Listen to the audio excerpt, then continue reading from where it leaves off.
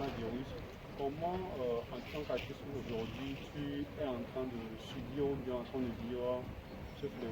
Oui, c'est compliqué parce que en tant qu'artiste, je suis en chômage depuis le début de cette pandémie-là et il faut rouler sur les économies effectuées durant les années antécédentes. Donc c'est pas facile, c'est pas facile, c'est vraiment très compliqué. Tout le secteur culturel qui est bloqué, qui est assommé en ce moment où il n'y a pas d'entrée, il n'y a que des sorties parce que tu ne peux pas t'empêcher de faire des dépenses chaque jour que Dieu fait. Il y a toujours des dépenses qu'on fait, mais comment arriver à nous en sortir? C'est juste avec des revenus, les économies qui sont déjà presque à épuisement parce que à force d'en sortir, ça commence par s'épuiser. Nous lançons l'appel au gouvernement de penser aux novices artistiques parce que c'est vraiment important. Les artistes vont maigrir dans le pays. Il y a beaucoup on joue au dur, mais franchement, c'est chaud.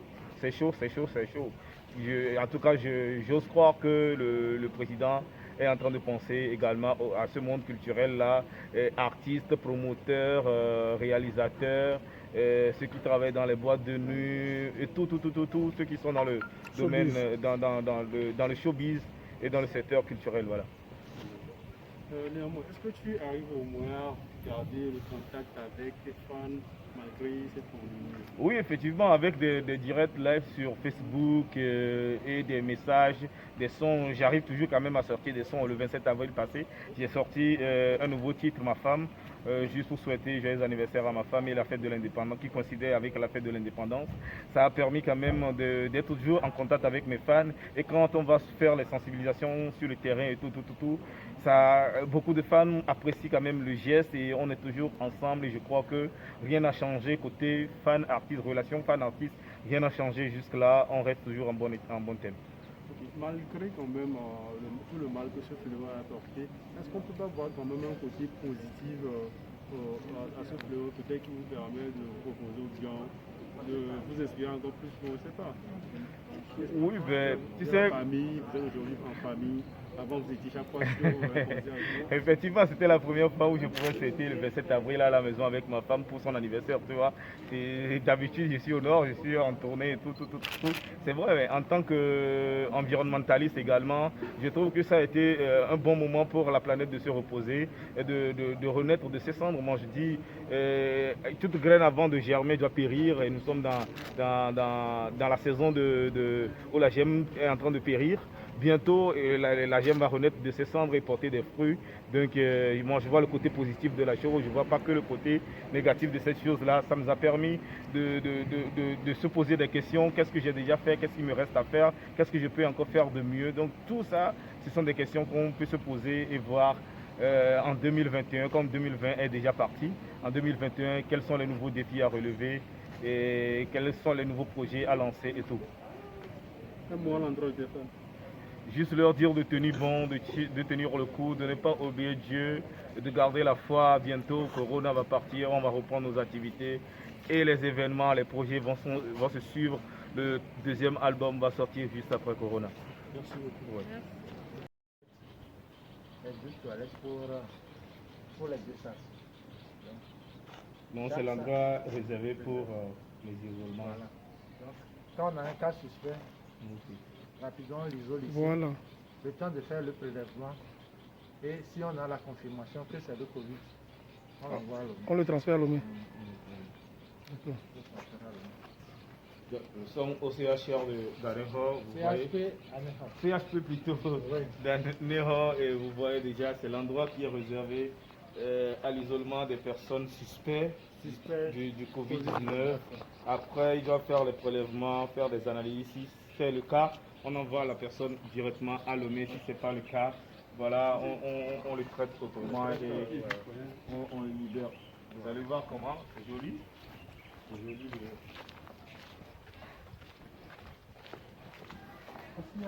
Quand on trouve les dispositifs de l'avion,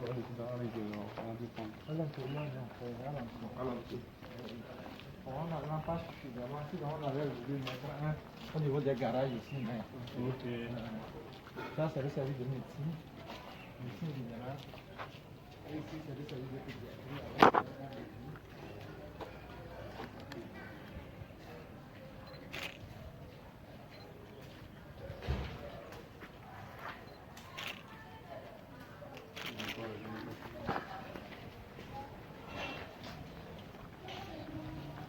service de pédiatrie avec le HB2. Ah, waouh. Ça, c'est le service de médecine. Super. Ici, on est au service pédiatrie avec un aire de jeu pour les enfants. Et on est au CHP d'Anéro, centre hospitalier préfectoral d'Anéro. On a ici la médecine.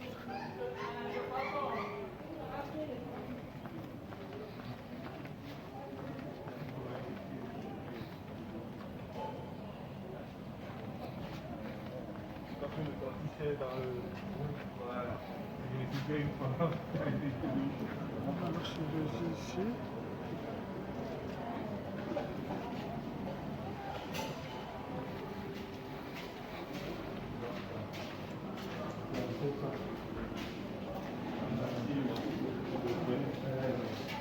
Ça, c'est l'urgence chirurgicale et l'urgence médicale.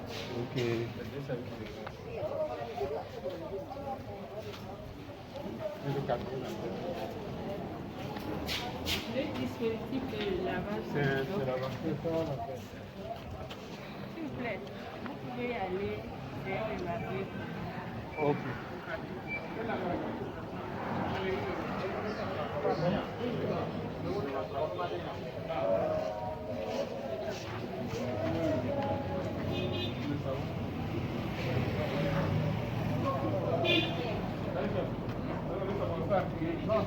Il n'y a pas de savon. On a préparé des trucs avec du chlore en même temps. Donc vous n'avez pas besoin de savon. Vous appuyez. Vous lavez directement là. Parce que le fait de toucher aussi au savon, ça aussi, voilà. Ça laisse un microbe.